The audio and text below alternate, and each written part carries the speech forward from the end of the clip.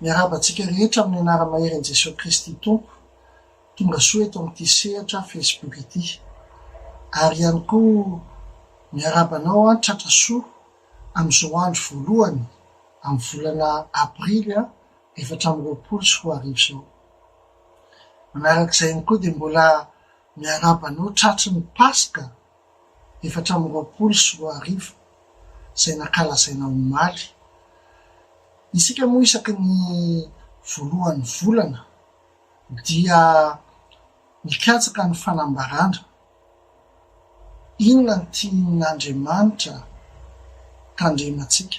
Inona ny tian'Andriamanitra jerentsika manokana isam-bolana?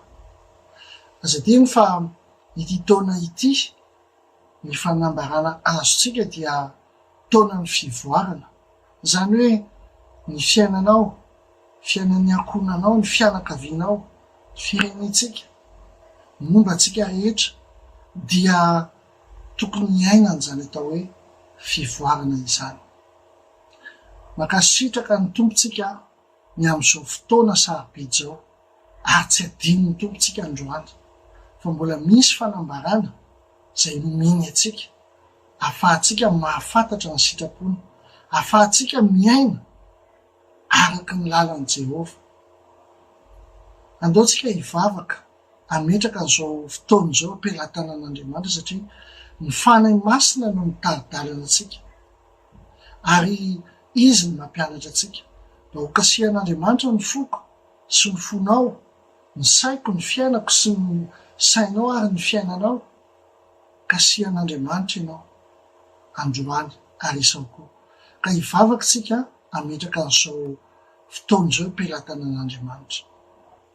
Raha eo amin'ny anara-maheran'i Jesosy Kristy dia misaotra midera ary mankalaza anao zahay, nomenao fotoana ahafahanay mandinika ny teninao, ahafahanay mahafantatra ny sitraponao. Fanahy masina tsara indrindra tario izao fotoana izao. Esoro ny masirasira ato anatin'ny fonay. Oka zava ny lalanay Tompo aho. Satria raha ianao fanahy masina no mitarika anay, dia fantatray fa ny amin'ny lalan'i Jehova ny tarihanao anay. Tompo Ray masina malalo, oka zao fotoana zao dia fotoana nomezana voninahitra anao rery ihany, ary ihany koa fotoana ahafantarana ny sitraponao. Oka fotoana ionan'ny lanitra aminay zao, rendez-vous anao Jesosy aminay zao. Ampio zahay, ampianaro zahay fanahy masina tsara indrindra. Amen. Amen. Tsara ny tompontsika. Isaky ny voalohan'ny volana araky ny teniko anao teo dia misy fanambarana izay iandrandraitsika vanandanitra. Inona ny tenin'i Jehova eo amin'ny fiainantsika? Amin'ny maha-kristianina tsika mantsy dia zany atao hoe kristianina zany tsy fombafomba mpivavahana, tsy antokom-pinoana, fa fiainana, fomba fiainana. Zay ny maha-kristianina tsika. Taka ny tenin'ny Kristy eo amin'ny Jaona 7:10 hoe tonga aho sy Kristy anome fiainana, ary fiainana be dehibe. Zany hoe mila miaina isika. Fa amin'ny maha-kristianina tsika dia katsahantsika aloha miara-panahy ary manaraka ho azy ny zavatra rehetrarehetra avy eo. Araky ny tenin'Andriamanitra mihitsy hoe katsaho aloha ny fanjakako, dia anaraka anareo ny zavatra rehetra, ho avy daholo zany ny zavatra rehetra. Rehefa mikatsaka ny fanjakan'Andriamanitra tsika, rehefa mikatsaka ny sitrapon'Andriamanitra isika. Alleluia. Isaky ny andro voalohan'ny volana androany dia volana Aprily, andro voalohany amin'ny volana Aprily androany. Betsaka mankalaza ny fetin'ny langy, fa isika mankalaza n'Andriamanitra atsika isan'andro isan'andro, ary indrindrandrindra ny amin'ny andro voalohany, satria ny numéro 1 rehetra dia an'Andriamanitra. Raha jerentsika amin'ny Romanina 12:9 dia miteny toy izay: akoho raha masina ny santatra dia masina koa ny vongany, ary raha masina ny fakany dia masina koa ny sampany, ary raha masina ny andro voalohany, masina ny andro rehetra. raha masina ny andro voalohany amin'ny volana aprily masina ny andro rehetra. Zany atao hoe masina zany dia araka an'Andriamanitra, mandeha araka an'Andriamanitra. Aleloia. Ary zany no katsahantsika fatratra. Raha ohatra eo amin'ny fiainantsika tsika misy lalana, misy ny tomobily, misy ny vitesy, misy ny rehetrarehetra, fa tsy manana permis tsika, mety makany akady tsika. Fa mila tsika mahafantatra tsara hoe amin'ny mahazanak'Andriamanitra tsika dia mahazo alalana isika, mahafantatra ny sitrapon'Andriamanitra. Ary mahazo alalana tsika midioka ny fahasoavan'Andriamanitra. Mahazo alalana tsika satria tsika dia notendrena ho mponiny lanitra sy mponiny tany. Notendrena isika ho mpandova ny lanitra rehetra amin'ny anara mahery Jesosy ary amin'ny alala mahery Jesosy. Amen. Raha iverenantsika kely ny zavatra niseho omaly dia nankalaza ny Paska isika. Ny Paska dia tsisy idiran'ny bitro sy ny atody fa famonjen'Andriamanitra ho an'ny zanak'Israely, famonjen'Andriamanitra ho ana soanao. Nanome ny ainy Kristy, nanolotra ny ainy ho famonjenanao ary mba ho ahatonganao ho mponiny lanitra, mba ahatonganao ho mpandova ao an-danitra ao ihany koa. Ary manomboka etỳ an-tany mba azahoanao fiainana, ary any an-danitra azahoanao fiainana be dehibe. Zany ny planin'Andriamanitra antsika, ary tena ao anatin'ny fitiavana tanteraka tsy misy fepetra. Zany ny tiavan'Andriamanitra antsika. Paska dia midika famonjena, midika fanavotana, dikany hoe miala tao anatin'ny fanadevozana, miala tao anatin'ny fanjakan'ny maizina, toetra ratsy, lolopo sy ny rehetrarehetra, makany amin'ny fanjakan'ny mazava, any amin'ny fanjakana misy ny fiainana, misy an' Jesosy Kristy miaraka amin'ny fitarihan'ny fanahy masina. Aleloia. Ho totosa eo amin'ny fiainanao ane zany. Rehefa mikatsaka famonjena isika dia mila famonjena ny ankohonantsika, mila famonjena ny fianakaviantsika, mila famonjena ny malagasy, mila famonjena ny firenena. Ahoana ny ahatongavan'izany famonjena zany?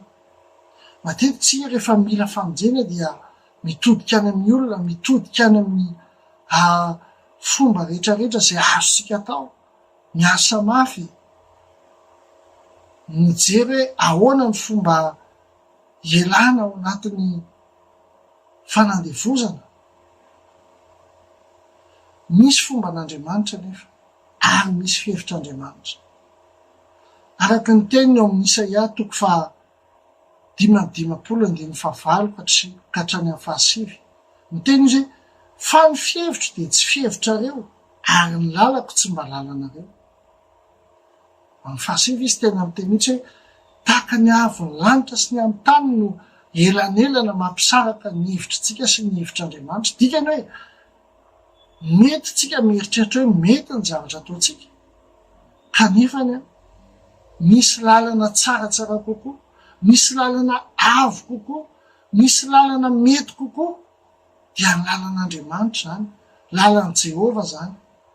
Ary mahitsika fanahy aloha voanofo, any amin'ny tontolon'ny fanahy, any amin'ny tontolon'ny tsy hita maso no manomboka ny zavatra rehetra dia hita maso. Tahakany hoe raha misy olona manao seza, manao latabatra, zay hita amin'ny masonao rehetrarehetra, tany amin'ny tsy hita maso ny eritreretana an'iny aloha vao tonga teto, hita maso teto. Noho izany tsika dia inona ny tokony ataotsika? Ny atao hoe famonjena dia drenay hoe mamonjy atsika Andriamanitra amin'ny toe-javatra sarotra. Zay ny voalohany. Rehefa mihena ny sarotra, mihena toe-javatra sarotra, dia mitady famonjena avy amin'ny Tompo isika. Fa misy famonjena fa roa ihany koa, ary zay zava-dehibe raha avy amin'Andriamanitra, dia famonjena miota atsika sy ny amin'ny fahadosoantsika. mila nyreo anakoho atsika satria isan'andro lavy zao tsika manota, isan'andro lavy zao tsika manao fitondra tena adala, ary tsy misy ray zay hoe tsy nanota afa-tsy Jesosy Kristy irery ihany. Zay no mahatonga antsika hoe mila mahafantatra hoe ahoana ny lalana tompo, fa izay mpanota tsy mahavita ninona raha tsy eo ianao. Tario lalana zay fany masina. Araky ny teniko anao teo hoe mila famonjena isika ao anatin'ny zavatra sarotra ny ankabetsahana vahoaka malagasy, kristianina malagasy ao anatin'izany, ao anatin'ny zavatra sarotra na ny aina malagasy eto Maorisy ary ao anatin'ny zavatra sarotra. Inona ny lalana? Aiza ny famonjena? Nangataka tamin'ny tompo isika hoe tompo, misy ny Paska fa tsy hoe fety fotsiny ny Paska, fa mila iainana mihitsy le Paska, le Paska 420 miala ao anatin'ny fanadevozana ny toetra ratsy, ny fahotana, ny fahatsoana, makany amin'ny fiainana ary fiainana be dehibe, miala ao anatin'ny zava-manahirana ihany koa. Inona ny manahirana anao androany? Inona ny manahirana ao amin'ny asanao, amin'ny fiainanao androany? Inona ny manahirana ao amin'ny ankohonanao androany, ao amin'ny fianakavianao? Eny inona ny manahirana any Madagasikara, eto Maorisy? Mila manana Paska isika. Ny Paska dia fanekena ihany koa miaraka amin'ny Jesosy Kristy. Inona ny lalana? Ahoana ny hevitra ao Andriamanitra? Tena marina ny tompo ao amin'ny Isaia 4:9-20. Isaia 4:9-20. Hoy izy hoe tandremo ny rariny ary manaova ny marina, fa efa madiva ho tonga ny famonjeko ary iseho ny fahamarinana. Amen. Efa madiva ho tonga ny famonjen'i Jehova ary iseho ny fahamarinan'Andriamanitra eo amin'ny zanany. Fa ny takian'Andriamanitra amintsika dia hoe tandremo ny rariny ary manaova ny marina. Alleloia. Amin'ny maha-kristianina tsika mila mieritreritra isika amin'izany tenin'Andriamanitra zany, mila mandinika lalina isika amin'izany tenin'Andriamanitra zany hoe tandremo ny rariny. Moa ve inona dikany atao hoe rariny? Ny rariny dia fanajana ny lalàna na ny fitsipifehezana, fa tsy izay fotsiny fa mifamatotra indrindra amin'ny fifandraisantsika amin'ny olona zay eo manodidina antsika. Ny rariny sy ny hitsiny manaova ny marina. Zava-dehibe zany alohan'ny famonjen'i Jehova zany dia mitaky Andriamanitra mba hisy ny rariny, mitaky Andriamanitra mba andeha ao anatin'ny fahamarinana. Firifiry ny kristianina manaiky tsolotra noho ny resaka ara-boly. Firifiry ny kristianina manaiky tsy sazoka zavatra tsy rariny noho ny resaka arena zay mandalo eto an-tany. Io nge tsisy atsika, nampindramin'Andriamanitra atsika daholo ny zavatra rehetra rehetra. Enina ny vatatsika ary indray androany tsisy hoentsika io. Ary izay no mila tandrematsika ny rariny, ary ihany koa mila manao ny marina isika. Noho izany amin'ity volana ity dia ambara amin'ny anara-maherin'i Jesosy Kristy fa volany rariny ity volana ity. Iantso an' Jehovah Andriamanitra tsikitsika, azo rariny eo amin'ny fiainantsika, satria izy ny tompony atao hoe rariny, ary izy mpanome rariny, izy ny batery ary tena vato lampitsika ao anatin'ny rariny sy ny hitsiny, ao anatin'ny fahamarinana. mba azahoantsika n'izany famonjena zany, mba higokantsika n'izany famonjena zany.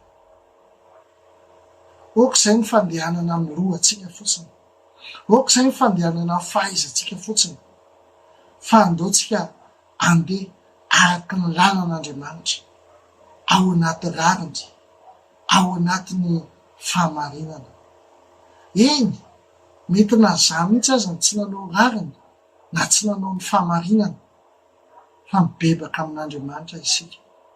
Fa manomboka zao andeontsika kristianina, andeontsika malagasy hiditra ao anatin'izany hoe rariny sy fahamarinana zany, mba hahafahan'Andriamanitra tonga amonjy antsika ary ampiseho ny fahamarinan'Andriamanitra izy. Haleloia!